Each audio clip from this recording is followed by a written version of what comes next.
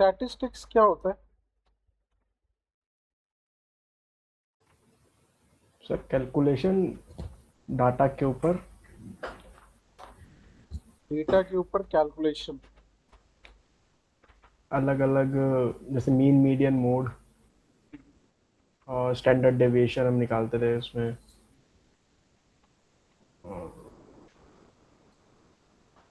उसमें सर वो दो तीन फॉर्मूला थे, वो भूल चुका हूँ मैं, अभी याद नहीं आ रहा।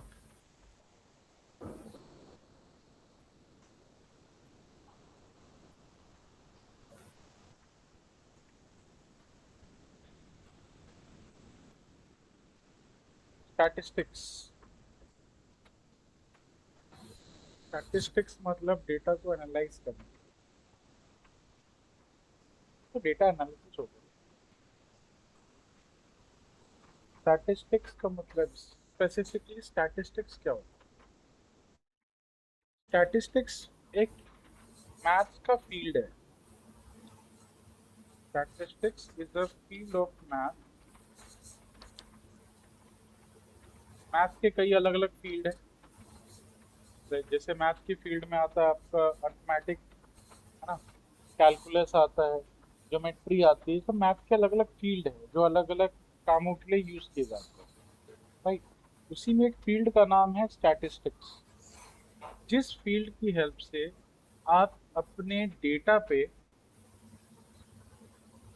डेटा का हिडन इंफॉर्मेशन निकालते हैं। तो हिडन इंफॉर्मेशन का मतलब कि आप उसमें से जो पैटर्न्स होते हैं, जो हिडन पैटर्न्स होते हैं, हिडन पैटर्न को एक्सट्रैक्ट करने के लिए आप स्टैटिस्टिक्स का यूज करते हैं। उसके लिए अलग अलग कैलकुलेशंस हैं। लाइक आप मीन निकाल सकते हैं, मीडियन निकाल सकते हैं, स्टैंडर्ड डेविएशन निकाल सकते हैं, वेरिएंस निकाल सकते हैं, आप प्रोबेबिलिटी निकाल सकते हैं।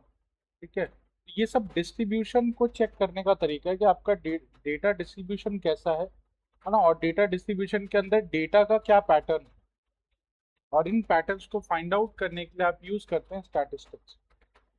तो statistics is the field of math to calculate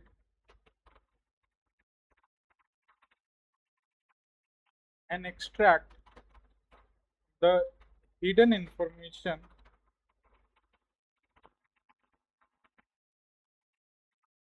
or pattern, hidden information or pattern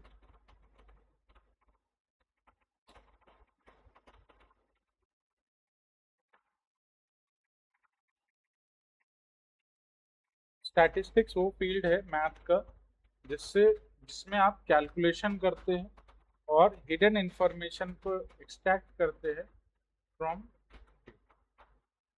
ठीक है, मतलब ये कैलकुलेशन के लिए बना हुआ है। स्टैटिस्टिक्स एक प्योर कैलकुलेशन है।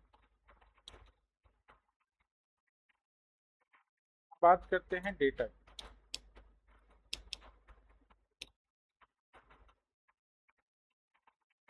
कौन सा डेटा हम लोग यूज करते हैं?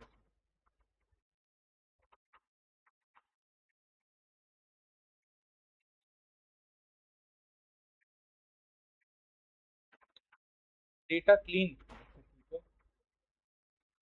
डेटा वो नहीं पूछ रहा हूँ कि वो क्लीन है या नहीं है। डेटा टाइप्स, किस टाइप के डेटा को हम लोग यहाँ पे यूज करते हैं?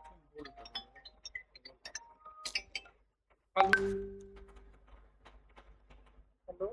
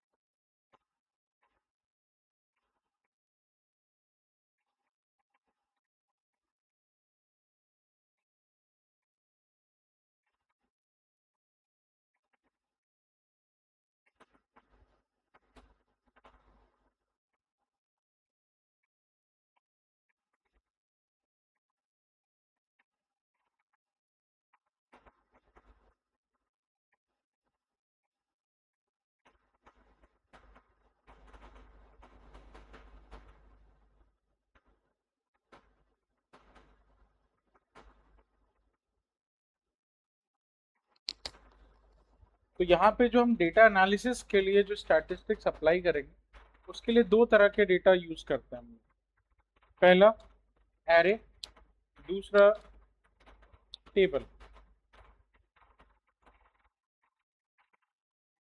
अलग अलग टाइप का डेटा नहीं होता यहाँ पे। जैसे हम पाइथन में लिस्ट यूज कर लेते हैं, टपल यूज कर लेते हैं, सेट यूज कर लेते हैं, डिक्शनरी यूज कर लेते हैं, इसको उतने सारे डेटा की कोई रिक्वायरमेंट नहीं। Either data is in the form of array और either data is in the form of table. Array इसीलिए क्योंकि एरे एक अनलेबल्ड डेटा होता है, unlabelled data.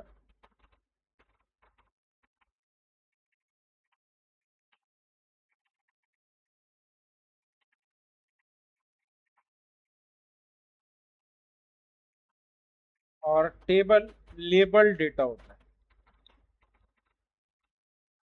Table is a label data. बस दो ही टाइप के डेटा पे हम लोगों को काम करना है, आइदर एरे और टेबल। अब क्योंकि जब भी हम रियल टाइम डेटा की बात करते हैं तो रियल टाइम में हमारे पास दो ही टाइप के डेटा होते ही है। एक ऐसा डेटा जिसको हम लेबल फॉर्म में दिखा सकते हैं, जैसे हमारे पास लेट्स से कोई एक्सेल का टेबल है।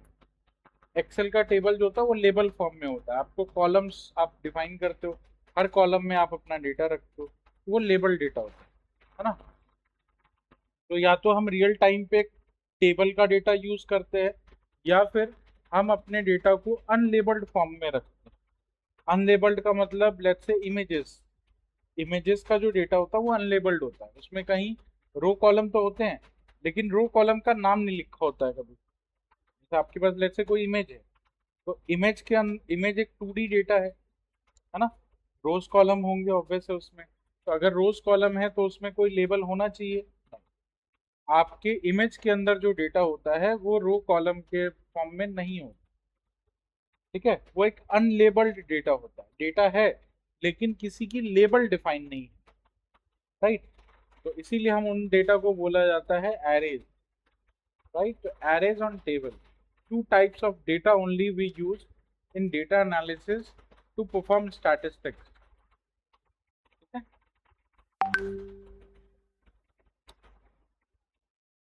अब हम लोग क्या करने वाले हैं इसमें। तो बेसिकली हम लोग स्टैटिस्टिक्स की हेल्प से क्या क्या कर सकते हैं। तो कुछ टर्म्स हैं जो बेसिकली स्टैटिस्टिक्स के टर्म्स।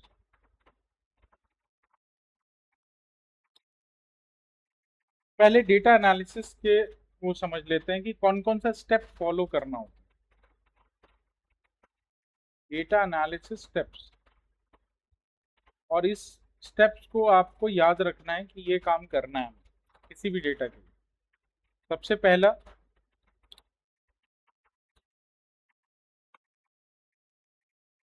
एक्सट्रैक्ट और क्रिएट द डेटा।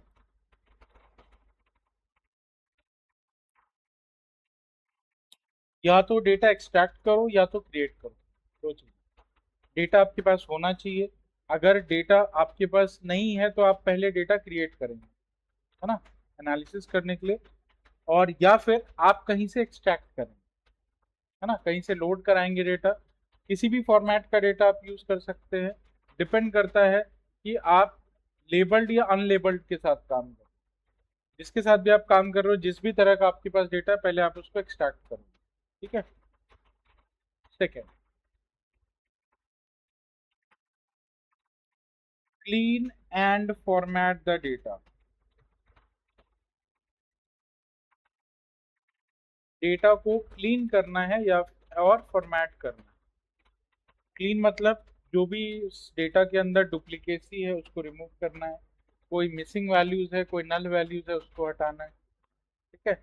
और डेटा का जो फॉर्मेट है उस फॉर्मेट को सही करना है। ठीक है, ये सेकेंड स्टेप होता है।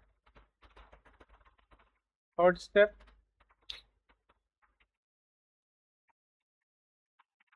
Apply EDA. ईडीए का मतलब क्या होता है? एक्सप्लोरेटरी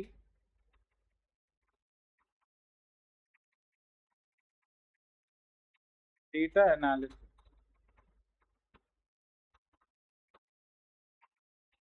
आप ईडीए परफॉर्म करते हैं। ईडीए क्या होता है? ईडीए होता है एग्रीगेशन, है ना? तो आप अपने डेटा के ऊपर एग्रीगेशन परफॉर्म करते हैं, जिससे आपको उस डेटा का सम, एवरेज, मीन, मीडियन, मोड, ये सारी चीजें पता चलती हैं। ठीक है? तो एग्रीगेशन को ही हम लोग दूसरे लैंग्वेज में ईडीए बोल सकते हैं, है ना? एक्सप्लोरेटरी डेटा एनालिसिस, जिसमें हम डेटा को एक्सप्लोर करते हैं। ठीक है? उसके बाद हम डेटा का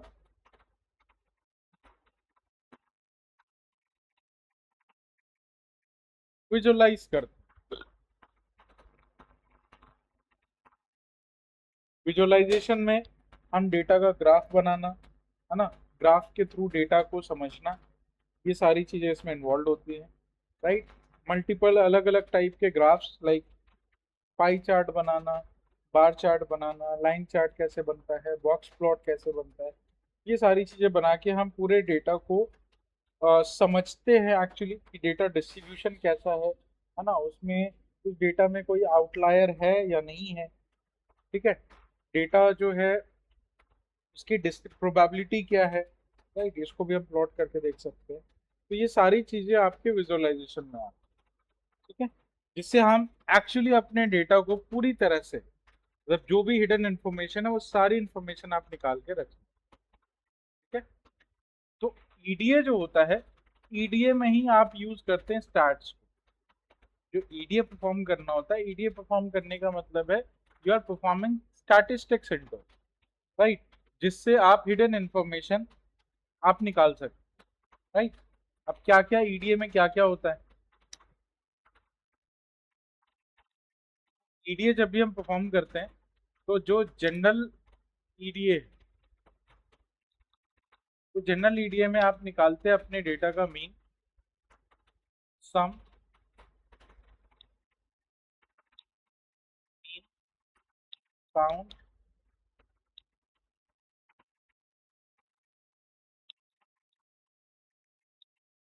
median,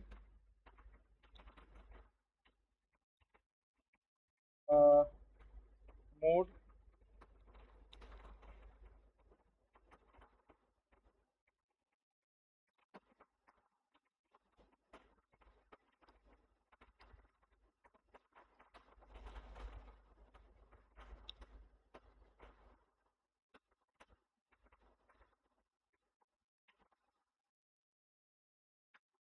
standard deviation, variance, correlation, covariance,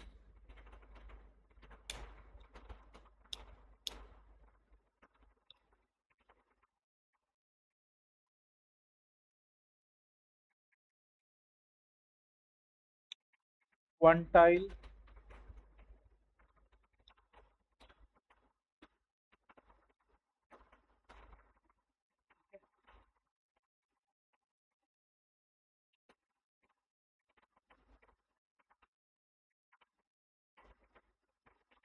density.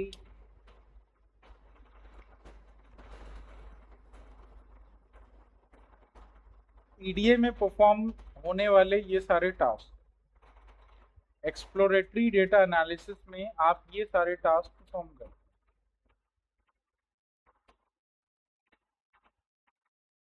ठीक है? चेक करो क्या क्या है। सम, बहुत ही कॉमन चीज है।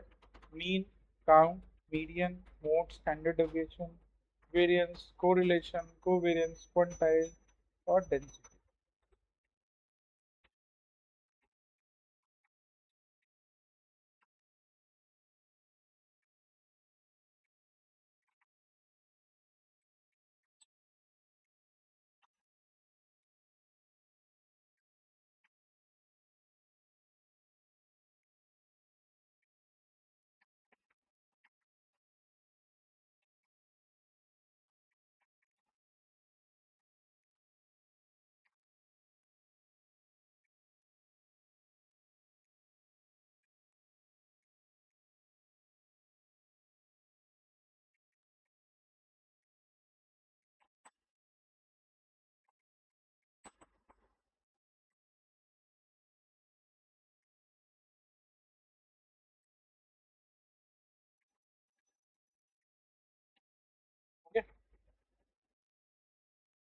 अब ये सारी टर्मिनोलॉजी में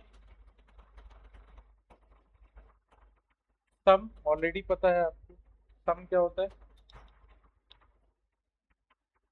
सम एक एग्रीगेशन फंक्शन है जिसकी हेल्प से आप अपने किसी भी कलेक्शन का जो डेटा होता है उसको आप सम कर सकते हैं, टोटल, है ना, टोटल एडिशन।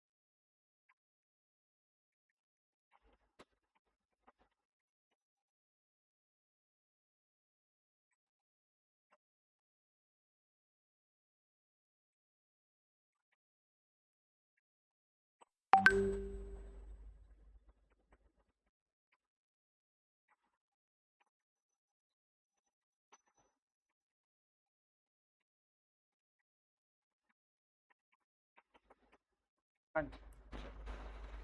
मीन का मतलब, मीन क्या होता है? एवरेज। कितने तरह के मीन होते हैं?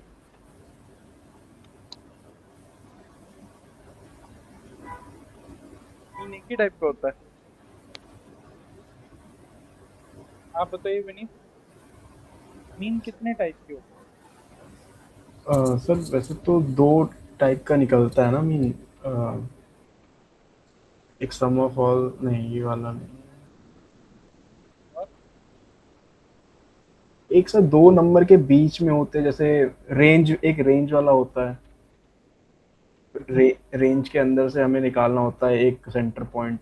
जैसे मान लीजिए 40 है और 50 है, तो बीच का फिर 45 निकालेंगे तो वो हमारा मीन होता है। ठीक है। And sum of all the numbers upon total numbers वाला भी शायद सर एक फॉर्मूला था। मीन सिर्फ एवरेज नहीं होता, मीन के तीन तरीके होते हैं। There are three types of mean. First is called arithmetic mean.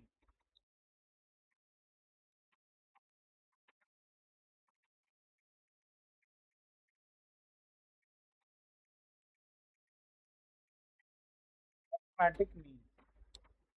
Second type of mean is geometric mean. और third type of mean is harmonic mean. नाम सुना है? हार्मोनिक सुना है? सर बस पहले वाला सुना था। अरिथमेटिक। Yes sir. हाँ, अरिथमेटिक वही मीन है जो हम लोग जिसको एवरेज बोलते हैं। जो एवरेज होता है वो arithmetic mean. Okay.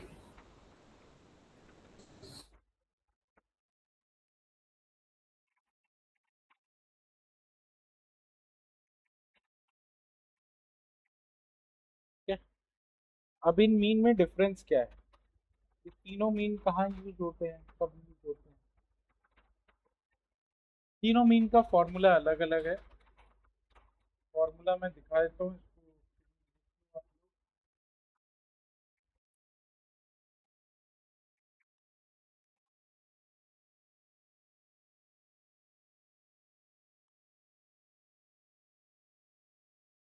Arithmetic mean जैसे आप नॉर्मल एवरेज बोलते हैं जिसको sum of values divided by count of values.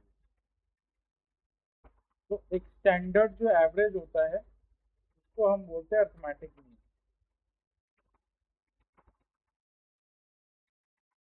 तो दूसरा होता है ज्योमेट्रिक मीन। ज्योमेट्रिक मीन होता है the geometric mean is used to find the average rate of a return for a set of compounded number or a percentage value। जहां पे आपको numbers compounded form में दिए रहते हैं। कंपाउंड का मतलब होता है मल्टीपल्स, जैसे 1, 2, 4, 8, 16, 32।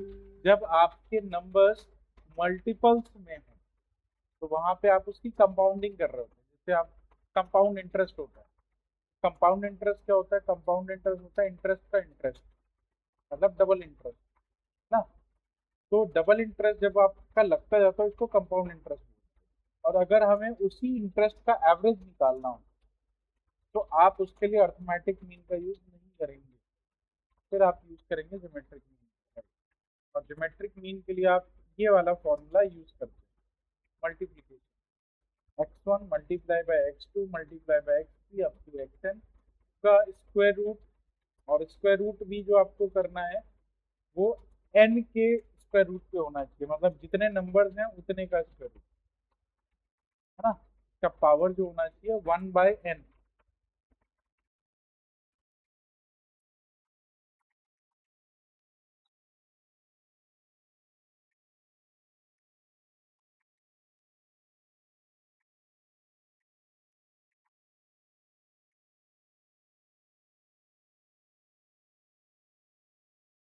तो पावर जो होना चाहिए वो 1/n का होना चाहिए।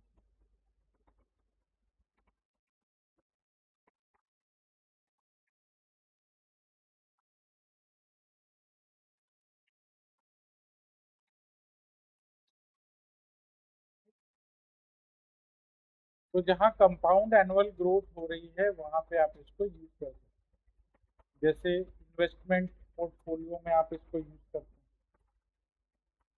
ना। कई बार आपकी इन्वेस्टमेंट का जो रिटर्न होता है, एनुअल ग्रोथ होता है या रिटर्न होता है, वो कंपाउंडिंग में। तो वहां पे एवरेज रेट निकालने के लिए आप यूज करते हैं geometric mean. Harmonic mean, harmonic mean जो होता है वो अर्थमेटिक मीन का रेसिप्रोकल होता है, उल्टा, है ना। जैसे आपका ये है डेटा,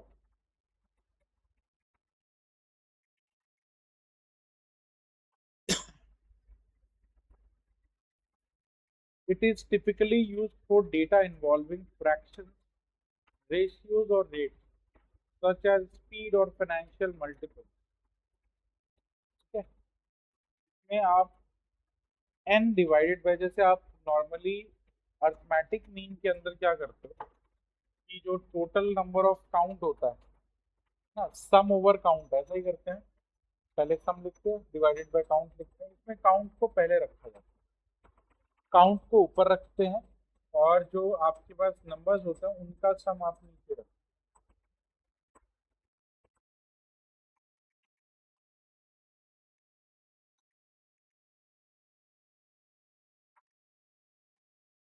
ये तीन अलग अलग तरह के आपके मीन है। एक और मीन यहाँ पे दिया गया है, वैसे तो दो तीन मीन और हैं, दो हैं। एक वेटेड मीन। वेटेड मीन का मतलब होता है किसी भी डेटा के जो वेट की वैल्यू होती है। वेट का मतलब होता है अ,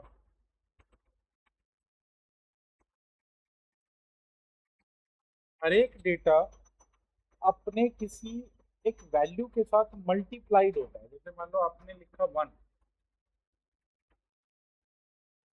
ऐसे लिख दिया 1, क्या कोई वैल्यू मल्टीप्लाइड है इसके साथ में? 1। तो ये वन तो वैल्यू हो गई, ये वन क्या हुआ, तो बोलेंगे वेट। तो क्या बोलते हैं, वेट। कोई भी नंबर जब किसी वैल्यू के साथ मल्टीप्लाइड होती है, टू को आप ऐसे भी लिख सकते हैं, ऐसे भी लिख सकते हैं ना, वन को आप ऐसे भी लिख सकते हैं, वन को आप ऐसे भी लिख सकते हैं, ये तो वैल्यू है। तो जो वैल्यू मल्टीप्लाइड है वो क्या है, वो वेट है ना। तो कभी भी आप, नॉर्मली आपने देखा होगा कि आप मैथमेटिक्स के जब एक्सप्रेशन सॉल्व करते हैं, तो मैथमेटिक्स के एक्सप्रेशन सॉल्व करने के लिए आपको कोई आपको मान लो बोला गया कि एक एक्सप्रेशन है जिसमें R H S equal to L H S, ये प्रूफ करना है। तो आप उसको प्रूफ करने के चक्कर में क्या करते हो, आप एक ही नंबर दोनों जगह पे मल्टीप्लाई करते हो या डिवाइड करते हो या ऐड करते हो, ऐसा कुछ आप करते हो। आप कर क्या रहे हैं, आप बेसिकली एक वेट ऐड कर रहे हो। क्या कर रहे हो, वेट ऐड कर रहे हो, और इक्वल वेट ऐड किया जाता है ताकि दोनों के वैल्यू में डिफरेंस ना आ जाए। दोनों में मान लो मल्टीप्लाई करने की जरूरत पड़ गई टू से, तो टू इधर भी मल्टीप्लाई होगा, टू इधर भी मल्टीप्लाई होगा, ताकि जो इक्वल वेट हो, है ना, दोनों का वेट बैलेंस हो। आपने इसको दो से, क्योंकि दो दो तो कट जाएगा वैसे, है ना, आप दो दो और दो को काट सकते हो, तो इनका वेट मेंटेन रहे, इसके लिए उसको सेम नंबर से मल्टीप्लाई या डिवाइड किया जाए। This is what the reason है। ठीक है, तो ये जो वेट होता है, इस वेट के अकॉर्डिंग भी हम मीन निकाल सकते हैं, इसको हम वेटेड मीन। और वेटेड मीन का जो कॉन्सेप्ट होता है वो था sum of all value multiplied by weight divided by sum of all weight, है ना। आपको वेट डिवाइड करना है, पूरा वैल्यू का सम नहीं करना, आपको सम ऑफ ऑल वेट्स करना है।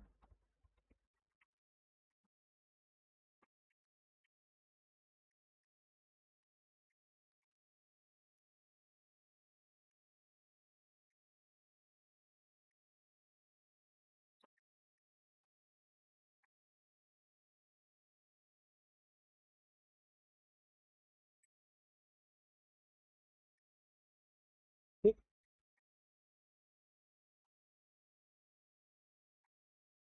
अब इसको कब यूज करेंगे, इसको कब यूज करेंगे, तो मान लो आपको क्या करना है, आप किसी कंपनी में काम करते हैं, ठीक है, उस कंपनी में आप 8 घंटे काम करते हैं, right? और 8 घंटे में आपने कोई एक टास्क किया, ठीक है, कोई आपको सुबह एक टास्क मिला, वो टास्क आपने पूरे दिन भर में किया। ठीक, अब वही टास्क आप 5 घंटे में भी कर सकते थे, वही टास्क आप 5 घंटे में भी कर सकते थे, आप 8 घंटे में वो करके लाए। आपने धीरे धीरे किया कि भाई शाम को देना है, तो शाम को देना है, तो आप पूरे 8 घंटे लगे रहे उसमें, 8 घंटे में आपने वो टास्क कंप्लीट किया। वही सेम टास्क 5 घंटे में भी काम किया जा सकता है। अब इसमें अगर वैल्यू देखी जाए, जो आउटपुट आया है, आउटपुट 5 घंटे में और 8 घंटे में दोनों में सेम है ना। डिफरेंस किस चीज का है, सिर्फ नंबर ऑफ आवर्स का, राइट। तो नंबर ऑफ आवर क्या है, नंबर ऑफ आवर वेट है। आप जिस वेट को अगर हम चेंज करें, है ना, तो प्रोबेबली ऐसा भी हो सकता है कि आपका जो आउटपुट है वो सेम आ जाए। ठीक है, मतलब जैसे परफॉर्मेंस कैलकुलेट होती है, परफॉर्मेंस कैलकुलेट इस हिसाब से होती है कि आपने जो काम किया है उस काम को करने के लिए आपको कितना टाइम लगा, है ना। जैसे दो बंदे हैं किसी कंपनी के अंदर, उनको दोनों को सेम प्रोजेक्ट मिला, लेकिन एक काम करके दे रहा है 1 दिन के अंदर, एक काम करके दे रहा है 2 दिन के अंदर। परफॉर्मेंस कैलकुलेट होती है इस हिसाब से, काम तो सेम ही है, लेकिन उस काम को करने के लिए दोनों ने अलग अलग टाइम ड्यूरेशन यूज, है ना, मतलब दोनों का वेट अलग अलग। अगर मैं एवरेज वेट निकालूं, तो एवरेज वेट निकालने के लिए आपको वेटेड मीन निकालना पड़ेगा, है ना। आप उसकी वैल्यू के बेसिस पे उसका परफॉर्मेंस नहीं निकाल सकते, कितना टाइम वो लगा रहा है उसके बेसिस पे आप उसका परफॉर्मेंस कैलकुलेट करें। काम तो दोनों कर रहे हैं, लेकिन दोनों की परफॉर्मेंस सेम नहीं है ना, दोनों की परफॉर्मेंस अलग अलग है। दोनों का आउटपुट तो सेम है, लेकिन दोनों की जो परफॉर्मेंस है वो आपने उसके वेट से मेजर करी, आपने उसका वेट चेक किया, नंबर ऑफ आवर चेक किया। कितने आवर्स में इसने ये काम कंप्लीट किया, कितने आवर्स में उसने काम कंप्लीट किया, जबकि काम दोनों ने कंप्लीट किया, लेकिन परफॉर्मेंस किस पे बनी है, नंबर ऑफ आवर्स।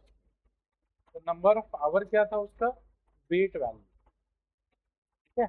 और वही काम हो सकता है कोई आधे 6 घंटे में करके दे दे, वही काम हो सकता था कोई 2 घंटे में करके दे दे, राइट। तो average number of average performance check की जाएगी, तो एवरेज परफॉर्मेंस जिसका कम नंबर ऑफ आवर लगा है उसका ज्यादा अच्छा होगा, इवन इफ काम सभी कर रहे हैं,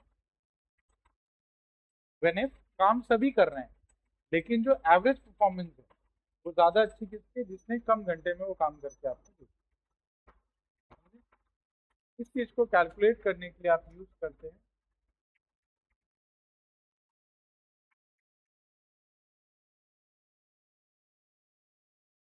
क्वाड्रेटिक मीन। क्वाड्रेटिक मीन जो होता है वो जनरली आपके स्क्वेयरिंग पे डिपेंड करता है, ठीक है। ये फिजिक्स या इंजीनियरिंग में ज़्यादातर यूज होता है। इसका फॉर्मूला होता है वैल्यू का स्क्वायर, जितने वैल्यूज हैं सबका square divided by total N का स्क्वायर रूट। बट ये हम लोग अभी यूज नहीं करेंगे। वेटेड मीन कहीं यूज हो सकता है प्रोबेबली, लेकिन ये यूज नहीं होगा। ये 5 तरह से आपके अलग अलग मीन मैं वहां भी मेंशन कर देता हूँ।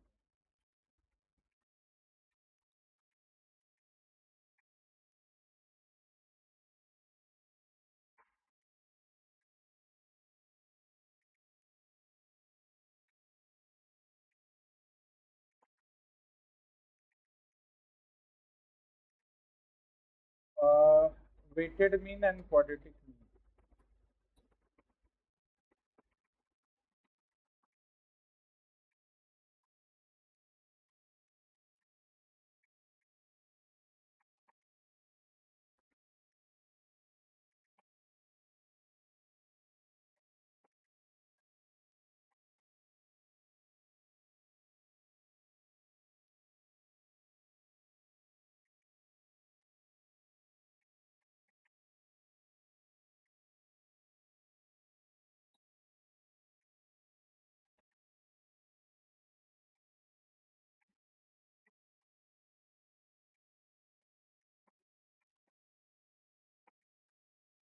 ठीक है, काउंट बेसिकली आप काउंट करने के लिए यूज करते हैं टोटल नंबर ऑफ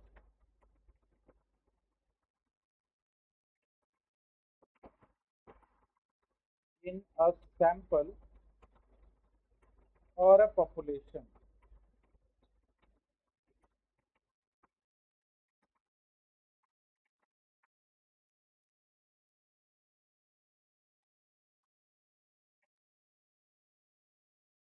पॉपुलेशन किसको बोलते हैं,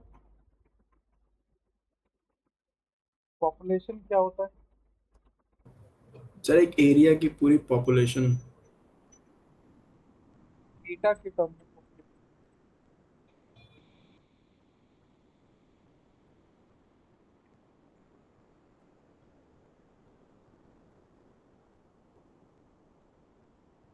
sir group of like super people को हम पॉपुलेशन बोल सकते हैं।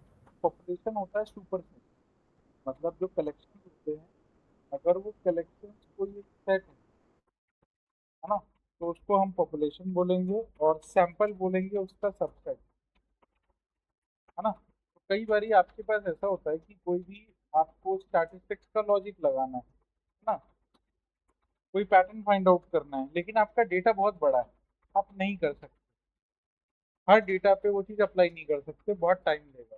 तो आप क्या करते हो, वही सेम कैलकुलेशन आप उसके सैंपल के साथ परफॉर्म कर लेते हो। तो अगर सैंपल का जो रिजल्ट है वो जो आया है वो हम पॉपुलेशन के रिजल्ट में इंक्लूड कर देते हैं कि यही आपके पॉपुलेशन का भी रिजल्ट होगा, है ना। तो समटाइम्स इस तरह से हम लोग अपने सैंपल या पॉपुलेशन को यूज करते हैं। तो हम लोग सेट और सुपर सेट, सबसेट या सुपर सेट बनाते हैं, ठीक है। जैसे मान लो आपके पास एक सिटी है, ठीक है, उस सिटी में आपको कोई एक एक्सपेरिमेंट करना है ना। जैसे मुझे ये देखना है कि भाई मैंने कोई एक प्रोडक्ट लेट से लॉन्च किया, तो प्रोडक्ट लोगों को पसंद आएगा या नहीं आएगा, इसके लिए हम लोग जो फीचर्स है वो लोगों को बताते हैं। भाई मेरे प्रोडक्ट में ये सारे फीचर हैं, क्या लगता है आपको ये प्रोडक्ट चलेगा या नहीं चलेगा मार्केट में, उससे एक रिव्यू लेते हैं। ठीक है, तो अब रिव्यू लेने के लिए मैं पूरा सिटी तो नहीं घूम सकता। क्या मैं पूरा सिटी घूम सकता हूँ? एक एक पर्सन से पूछ सकता हूँ। क्या करूंगा मैं? कुछ सैंपल, मतलब कुछ लोगों को इकट्ठा करूंगा या कुछ लोगों के पास जाऊंगा। प्रोबेबली मैं 100 लोगों के पास गया या 1000 लोगों के पास गया, उनसे मैंने पूछ लिया। अगर 1000 में से मुझे लगा कि नहीं, 800 लोगों ने सही पॉजिटिव आउटपुट दिया, भाई बोला हाँ ठीक है ये प्रोडक्ट चल जाएगा, हम ये प्रोडक्ट खरीद सकते हैं, तो मार्केट के हिसाब से वो प्रोडक्ट काम कर सकते हैं। कि हमने पूरे पॉपुलेशन पे तो टेस्ट नहीं किया, लेकिन हमने उस पॉपुलेशन के सैंपल पे टेस्ट। कई लोगों की मार्केटिंग स्ट्रैटेजी होती है सैंपल के बेस पे, है ना। जैसे बहुत सारी कंपनीज क्या करती हैं, अपने प्रोडक्ट को का सैंपल देती हैं लोगों को यूज करने के लिए, है ना। मतलब वो सारे प्रोडक्ट तो नहीं दे सकती, तो उसमें से कुछ प्रोडक्ट निकालती है लोगों को दे देती है कि आप चेक करो कैसा लग रहा है, आपको सही लग रहा है उससे रिव्यू ले लिया। तो वही होता है सैम्पलिंग। सैम्पलिंग का मतलब पूरा होल पॉपुलेशन यूज नहीं करना है, उस होल में से कुछ सबसेट यूज करना है, हाँ, जिसके बेसिस पे जो भी रिजल्ट आए उसी रिजल्ट को सब पे अप्लाई करें।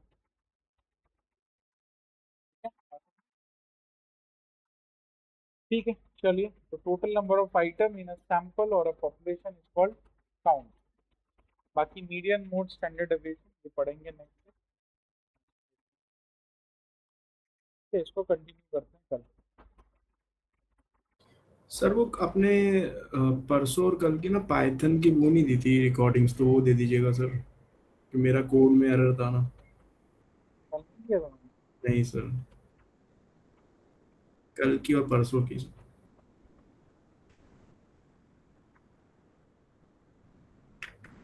Okay sir.